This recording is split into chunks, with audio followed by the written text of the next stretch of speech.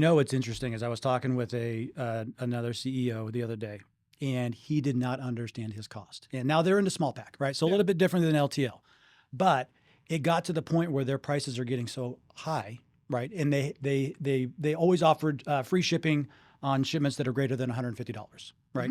It ate into about 8% of his profit margins. He's like, I can live with that, right? It's less than 10. He's kind of has his threshold. Well, they haven't really been paying attention to that. And that 8% in the last year has ballooned to 20%. Yeah. And they did not know. I thought that was absolutely insane. Then they looked at the return process. They were actually charging for returns, which I've never really seen before. I talked to my wife just to validate this. She goes, nah, I kind of stay away from this I think stuff. it depends whose fault the return is. Yes, there you go. But they were only charging $10. He was eating $40 a return. $40 a return. Now, he doesn't want to charge the all 50, but there's a certain line there for a restocking fee, whatever it may be, right? I think he calls it a restocking fee. But that absolutely amazed me because they did not have any tools to look inside to that. Yeah. And they were manually going through and matching orders and looking at the cost and the revenue of each order, especially from a return aspect where they saw they were losing even more money. Oh, yeah.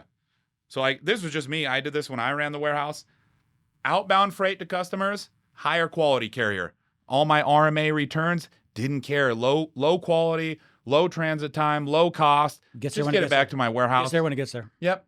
Right. And some people don't realize that with an actual TMS, actual understanding of your cost, this becomes a lot easier to manage and do. And not only that, but regulate it and manage it internally to make sure you have the checks and balances that they're actually executing upon that. Right. Yep. So that's another thing I like. And without some type of centralized platform that is really in between your order management system and your accounting system, and sometimes those are the same system, but in the middle is always shipping, which is a huge gap in information flow, always, unless they have that integrated. It just is.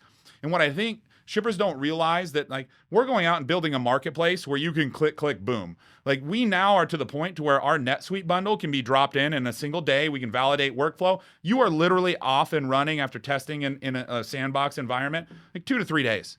You've just automated your entire NetSuite flow. In fact, I would love you in my application. You don't even have to be in there. It'll just talk to it. Yeah, you don't have to be in there. Yeah. Go set up it once and you're done. Mm-hmm.